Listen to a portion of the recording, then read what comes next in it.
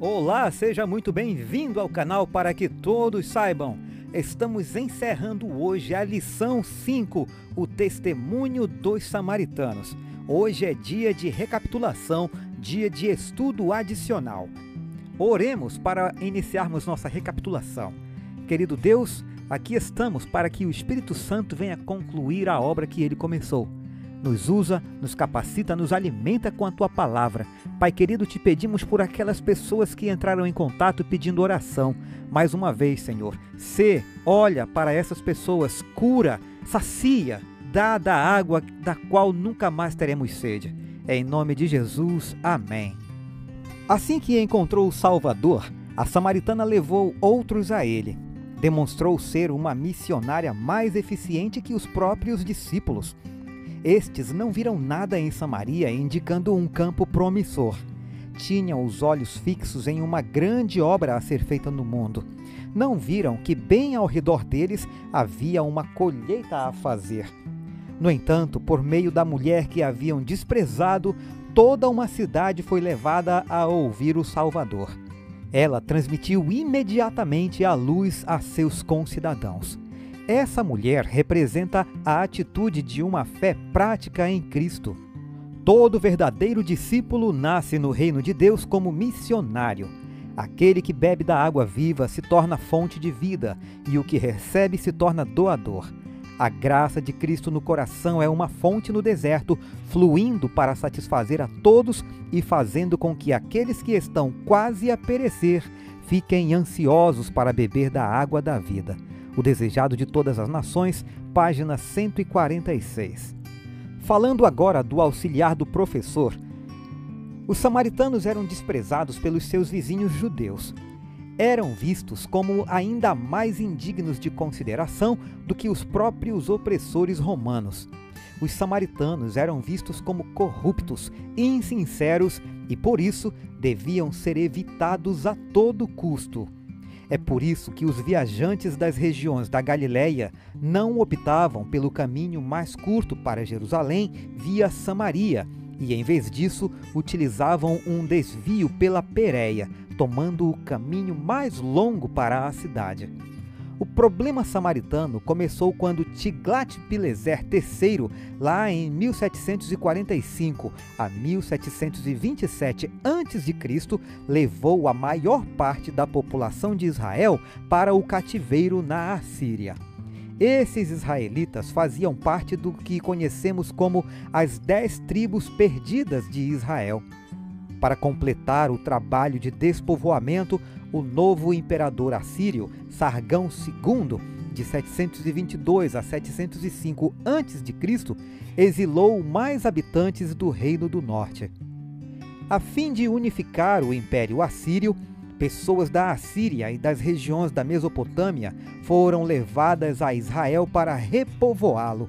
Assim, esses recém-chegados misturaram-se com o restante de Israel, tanto no sentido religioso quanto racial. O esboço aqui é apenas uma breve visão geral dos eventos que aconteceram. Outros incidentes negativos ocorreram posteriormente, como a tentativa samaritana de sabotar os esforços de reconstrução dos exilados judeus ao retornarem ao seu país, apenas acentuaram o problema e intensificaram as tensões raciais entre samaritanos e judeus. Vamos ver o comentário agora sobre a mulher junto ao poço, que está relatada em João 4, versos 1 ao 15. Em seu encontro com a mulher samaritana, Jesus contrariou o protocolo aceito e as tradições estritamente observadas pelos judeus, tudo com o propósito de alcançá-la para o seu reino. Por exemplo, Jesus permitiu-lhe uma audiência privada, embora ela fosse uma mulher samaritana. Ele pediu-lhe um favor, algo que não era socialmente aceitável, pois os judeus evitavam relações com aqueles considerados desprezíveis e impuros, especialmente mulheres. Na cultura da época, pedir e receber um favor de alguém abria portas para a amizade e obrigava quem o recebia a retribuir o favor. A mulher pareceu chocada porque Jesus, um judeu, pediu a ela, uma desprezada mulher samaritana, que fizesse algo por ele, iniciando assim um relacionamento. Consideremos a resposta dela. Como, sendo o Senhor um judeu, pede água a mim, que sou mulher samaritana? É interessante notar que as tarefas que ela pretendia realizar foram deixadas de lado. Ela tinha a intenção de levar uma vasilha de água para sua aldeia, Sicar, mas empolgada com sua incrível descoberta da água da vida, deixou a vasilha cheia para trás. Sua intenção era dar água a Jesus para aliviar sua sede, mas ela não conseguiu fazer isso porque saiu apressadamente. Quando os discípulos de Jesus voltaram com comida para aliviar sua fome, ficaram totalmente surpresos porque ele não estava mais com fome. O cântaro esquecido revelava eloquentemente o efeito de suas palavras. O veemente desejo de seu coração era obter a água da vida, e esqueceu seu objetivo em ir ao poço e a sede do Salvador que se pretendia saciar. O Desejado de Todas as Nações, página 142. Jesus ficou profundamente comovido por uma mulher tão desprezada ter aberto o coração a ele como o tão esperado Messias, uma resposta muito melhor do que a de muitos de seu próprio povo, que fecharam a mente para ele. Jesus ficou tão comovido ao realizar a obra de seu Pai, ao recuperar pessoas perdidas para o reino dos céus, que perdeu a sede e a fome corporal. Sua alma foi saciada pela água e nutrição celestiais. Às vezes, dar testemunho a outros é encarado como uma obrigação penosa. No entanto, testemunhar deveria ser um prazer quando o Espírito de Cristo flui do coração. Nesse contexto, é um trabalho feito do coração, em vez de uma tarefa árdua. Para aqueles que experimentam essa maneira de testemunhar centrada em Cristo, é verdadeiramente um transbordamento do Espírito que jorra espontaneamente do coração humano. É por isso que Jesus disse aos seus discípulos surpresos: "A minha comida consiste em fazer a vontade daquele que me enviou e realizar a sua obra." João 4:34. Vejamos agora a expressão "a revelação de Jesus", que se encontra em João 4, versos 16 ao 26. Podemos ver uma semelhança entre a resposta da mulher samaritana e a de Nicodemos ao ouvir a verdade profunda que procedeu da boca de Cristo. Esse ilustre membro do Sinédrio tentou evitar o assunto crucial de sua desesperada necessidade de conversão espiritual. Em vez disso, Nicodemos fingiu ignorar o significado das palavras de Cristo e tentou equiparar a experiência do novo nascimento a voltar, literalmente, ao ventre da mãe. Da mesma forma, a desprezada mulher de Sicar mudou de assunto na tentativa de abafar sua convicção de que Jesus era o Messias. Ela desviou a conversa com Jesus para um debate atual sobre o local adequado de adoração. Jesus, gentilmente, mas incisivamente, trouxe-a de volta à questão crucial de reconhecer que ele era o Messias que estava diante dela. Ele também a lembrou com tato de que sua religião amalgamada de paganismo e judaísmo não conduzia à verdadeira adoração a Deus, pois ele é o Espírito e a fonte da verdade. Cristo disse a ela que Deus é Espírito e é necessário que os seus adoradores o adorem em espírito e em verdade. João 4:24. Em outras palavras, a verdadeira adoração que leva à salvação não tem tanto a ver com um lugar. Antes, está relacionada com a pessoa de Cristo.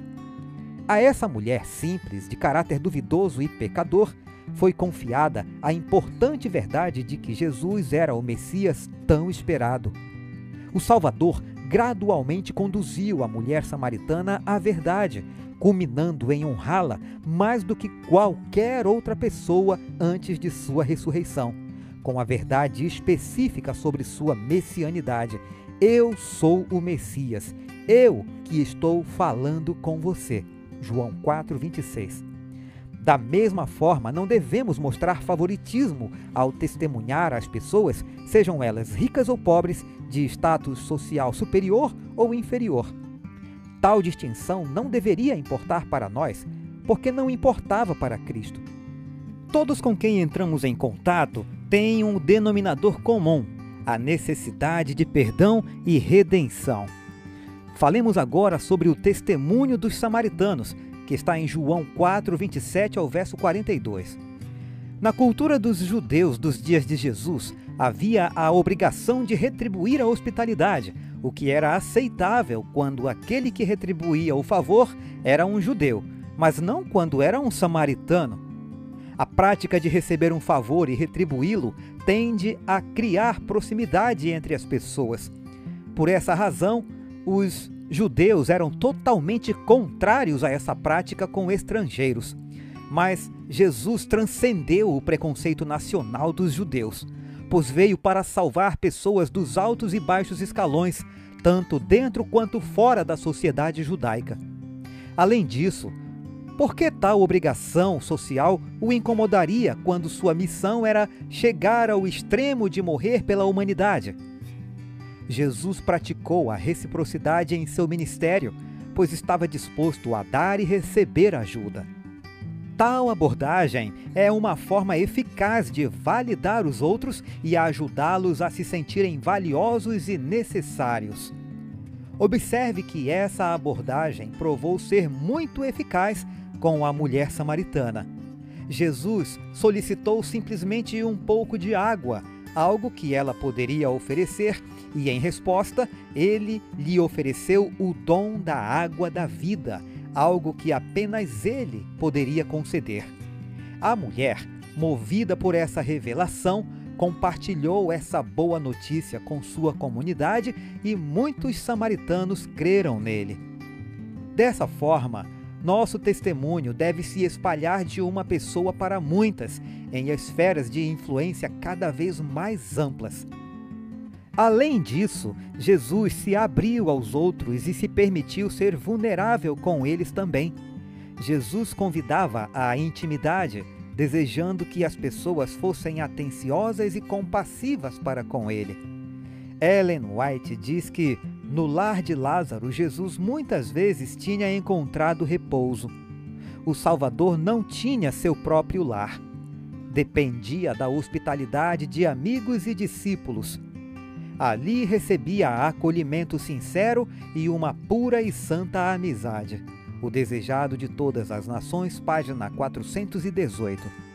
Para encerrar, consideremos esta citação que aborda a reciprocidade que Jesus experimentou com os samaritanos de Sicar. Embora fosse um rabino judeu, ele aceitou a hospitalidade desse povo desprezado. Dormiu sob seu teto, comeu com eles à mesa. O Desejado de Todas as Nações, 144. Muitas vezes achamos um desafio praticar a reciprocidade no nosso testemunho aos outros. Podemos nos sentir tão abençoados pelas maravilhosas verdades que Deus nos deu, que tendemos a ser aqueles que ajudam, mas frequentemente nos recusamos a ser aqueles que recebem ajuda. No entanto, nos tornaremos mais eficazes se nos humilharmos e seguirmos o exemplo de Cristo, que tanto dava quanto recebia. Vejamos agora algumas questões a serem consideradas para comentarmos com a classe. Atenção, professores, vamos lá. Quais desafios enfrentamos ao compartilhar nosso testemunho com vizinhos, colegas e amigos?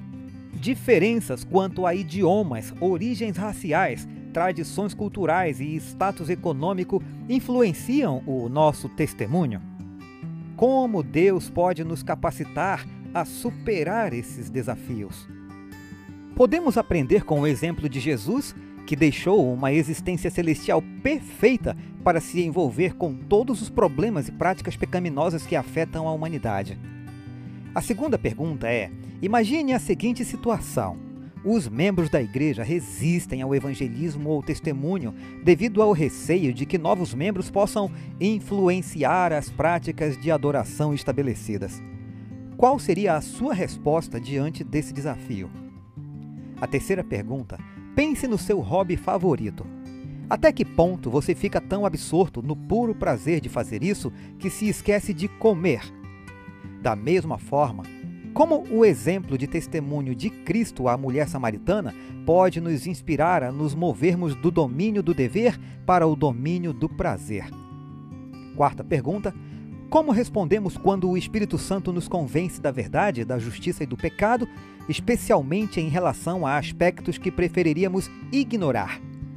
Demonstramos paciência semelhante à da mulher samaritana ao ouvir Jesus contar o restante da história, possibilitando assim nossa cura e restauração espiritual?